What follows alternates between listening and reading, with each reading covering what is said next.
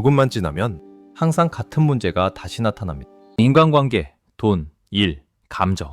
형태만 바뀌었을 뿐 결말은 늘 같습니다. 처음엔 이렇게 생각합니다. 이번엔 좀 달랐는데? 사람이 문제였지, 상황이 문제였지. 하지만 시간이 지나면 또 같은 지점에서 멈춰섭니다. 예를 들어 볼까요? 5년 전 상사가 불합리한 지시를 했습니다. 당신은 참았습니다. 이번만 참자. 회사를 옮겼습니다. 새 직장, 새 상사. 1년 뒤 또 같은 일이 벌어졌습니다. 당신은 또 참았습니다. 여기서도 이러네. 다시 이직했습니다. 이번엔 정말 좋은 회사라고 생각했습니다. 하지만 6개월 뒤 똑같은 패턴이 반복됩니다. 이쯤 되면 깨닫습니다. 문제는 회사가 아니었구나. 이건 우연이 아닙니다. 당신 인생이 반복되는 데에는 심리학적으로 명확한 이유가 있습니다. 그리고 오늘 그 구조를 정확히 보여드리겠습니다. 대부분의 사람들은 인생이 반복될 때 이렇게 설명합니다. 운이 안 좋았어요. 환경이 좀만 달랐으면 만나는 사람이 늘 문제였어요. 물론 운과 환경은 영향을 줍니다. 하지만 하나 짚고 넘어가야 할 게 있습니다.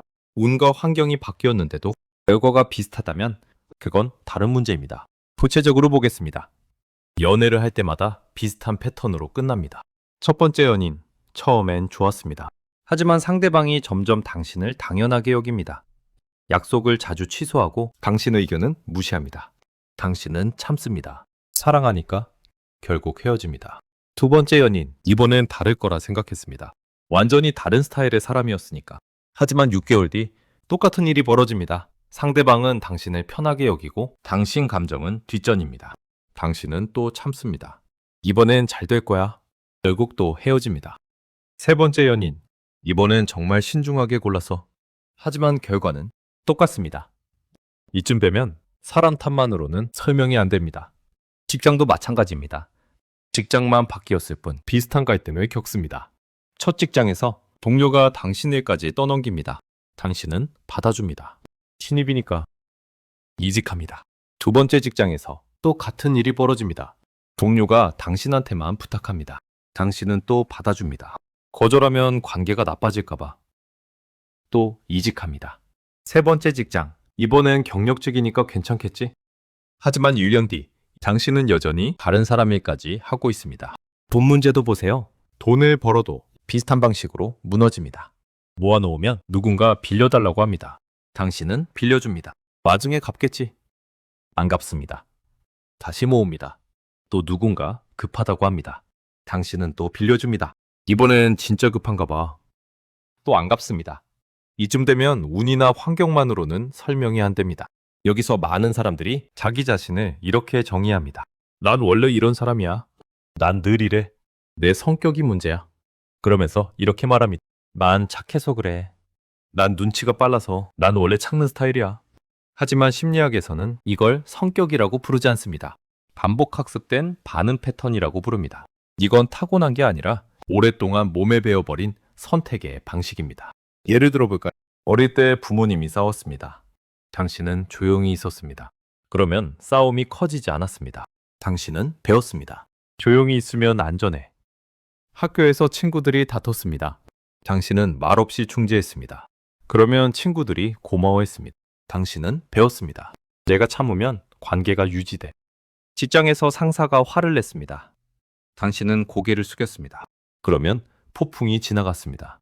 당신은 배웠습니다. 참으면 문제가 커지지 않아. 이 학습이 10년, 20년, 30년 쌓이면 이제 자동이 됩니다. 생각할 필요도 없이 불편한 순간이 오면 몸이 먼저 반응합니다. 참는다, 피한다, 넘긴다. 이게 성격처럼 보이는 겁니다. 하지만 이건 성격이 아닙니다. 학습입니다. 학습된 것은 다시 학습할 수 있습니다. 여기서 핵심 개념이 하나 나옵니다. 사람은 성공보다 익숙함을 더 안전하다고 느낍니다. 심지어 그 익숙함이 실패일지라도 말입니다. 왜일까요? 익숙한 실패는 결과를 예측할 수 있기 때문입니다. 이 정도 상처는 견딜 수 있고, 이 정도 후회는 감당 가능하고, 이 정도 무너짐은 이미 경험해봤습니다. 뇌는 이걸 통제 가능한 고통으로 분류합니다. 그래서 새로운 선택보다 익숙한 실패를 택합니다. 예를 들어 보겠습니다. 당신은 회의에서 좋은 아이디어가 있습니다. 하지만 말하지 않습니다. 왜냐하면 과거에 아이디어를 냈다가 무시당한 적이 있기 때문입니다. 그때 느꼈던 수치심, 그 감정은 너무 컸습니다. 그래서 뇌는 이렇게 판단합니다. 말 안 하면 무시는 안 당함. 말 안 해서 생기는 후회, 견딜만함. 결과적으로 당신은 침묵을 선택합니다. 익숙한 후회를 택한 겁니다. 연애도 마찬가지입니다. 상대방이 약속을 또 취소했습니다. 당신은 화가 납니다. 말하고 싶습니다. 하지만 말하지 않습니다. 왜냐하면 과거의 불만을 표현했다가 관계가 깨진 적이 있기 때문입니다. 그때 느꼈던 외로움, 그 감정은 견딜 수 없었습니다. 그래서 뇌는 이렇게 판단합니다. 참으면 관계는 유지됨. 참아서 생기는 억울함, 견딜만함. 결과적으로 당신은 침묵을 선택합니다. 익숙한 억울함을 택한 겁니다. 직장도 보세요. 동료가 또 일을 떠넘깁니다. 당신은 거절하고 싶습니다. 하지만 받아줍니다. 왜냐하면 과거에 거절했다가 이기적이다는 말을 들은 적이 있기 때문입니다. 그때 느꼈던 죄책감, 그 감정은 너무 무거웠습니다.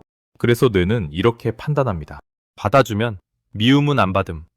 받아줘서 생기는 피로, 견딜만함.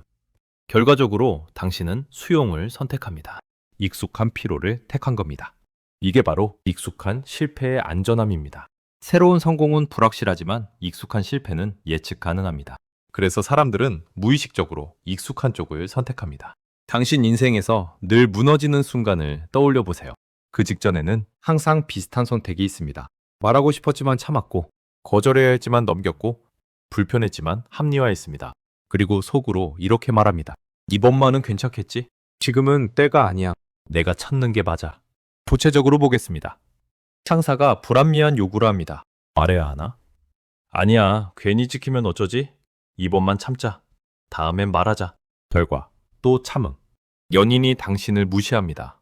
화내야 하나? 아니야, 싸우기 싫어. 이해해주자. 바쁜가 봐. 결과, 또 참음. 동료가 일을 떠넘깁니다. 거절해야 하나? 아니야, 나만 이기적인 사람 되잖아. 도와주자. 나중에 도움받을 수도 있고. 결과, 또 받아줌. 이 선택 자체는 작아 보입니다. 한 번 참는 건 별일 아닙니다. 한 번 넘기는 건 괜찮습니다.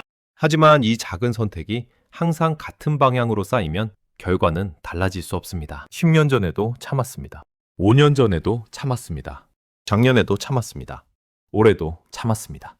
그래서 어떻게 됐습니까? 아무것도 안 바뀌었습니다. 당신만 10년 늙었을 뿐입니다. 주름은 늘었고 체력은 떨어졌고 시간은 흘렀지만 문제는 그대로입니다. 왜냐하면 당신의 선택이 그대로였으니까요. 여기서 아주 간단한 질문 하나만 스스로에게 던져보세요. 나는 불편해지는 순간 항상 어떤 선택을 해왔는가? 맞서는 선택이었나요? 피하는 선택이었나요? 솔직하게 답해보세요. 상사가 불합리한 지시를 할 때 당신은 어떻게 했나요? A. 이건 부당한 것 같습니다. 라고 말했다. B. 속으로 사귀고 그냥 했다. 연인이 약속을 자주 취소할 때 당신은 어떻게 했나요? A. 이건 나를 존중하지 않는 거야. 라고 말했다. B. 바쁘니까 어쩔 수 없지. 라고 합리화했다. 친구가 돈을 빌리고 안 갚을 때 당신은 어떻게 했나요? A. 언제 갚을 수 있어? 라고 물었다. B. 괜찮아. 천천히. 라고 넘어갔다. 대부분 B를 선택했다면 당신은 지금까지 피하는 선택을 해온 겁니다. 이 질문에 정직하게 답할 수 있다면 이미 절반은 본 겁니다. 문제는 능력도 운도 아니라 불편함 앞에서의 선택 방식의 가능성이 큽니다. 여기서 가장 불편한 사실을 말해야 합니다. 같은 문제가 반복된다는 건 당신이 못나서가 아닙니다. 당신은 착한 사람입니다. 당신은 배려하는 사람입니다. 당신은 참을성 있는 사람입니다. 하지만 아무것도 바꾸지 않으면 앞으로도 반복된다는 뜻이기도 합니다. 10년 뒤에도 당신은 같은 문제로 무너질 겁니다. 20년 뒤에도 당신은 같은 선택을 반복할 겁니다. 왜냐하면 당신 뇌는 지금과 똑같이 작동할 것이기 때문입니다. 이건 비난이 아니라 구조의 문제입니다. 구조는 이해해야만 바꿀 수 있습니다. 그리고 이해했다면 이제 바꿀 수 있습니다. 그럼 어떻게 해야 할까요? 간단합니다. 다음번에 불편한 순간이 왔을 때 딱 한 번만 다른 선택을 해보세요. 상사가 불합리한 요구를 하면 이번엔 말해보세요. 죄송하지만 이 부분은 재검토가 필요할 것 같습니다. 연인이 약속을 취소하면 이번엔 표현해보세요. 나는 이런 게 반복되면 서운해. 동료가 일을 떠넘기면 이번엔 거절해보세요. 미안한데 이번엔 내일도 빡빡해서 어려울 것 같아. 처음엔 떨릴 겁니다. 불안할 겁니다. 죄책감이 들 겁니다.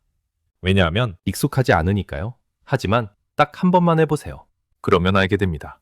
세상이 무너지지 않는다는 걸, 관계가 깨지지 않는다는 걸, 당신이 나쁜 사람이 아니라는 걸, 오히려 존중받기 시작한다는 걸. 이제 질문을 하나 남기겠습니다. 다음번에도 당신은 같은 순간에 같은 선택을 할 건가요? 아니면 불편하더라도 다른 선택을 해볼 건가요? 이 선택이 당신 인생의 방향을 바꿉니다. 10년 뒤 당신은 두 가지 중 하나입니다. 여전히 같은 문제로 고민하는 사람, 아니면 그 문제를 벗어난 사람. 선택은 당신의 몫입니다. 다음 영상에서는 이걸 모르면 아무리 힐링해도 인생은 안 바뀝니다. 힐링과 치유의 차이, 그리고 진짜 변화가 일어나는 지점을 정확히 보여드리겠습니다. 이 영상이 불편했다면 구독 눌러두세요. 다음 편은 더 불편할 겁니다. 하지만 그게 바로 당신 인생이 바뀌는 시작입니다.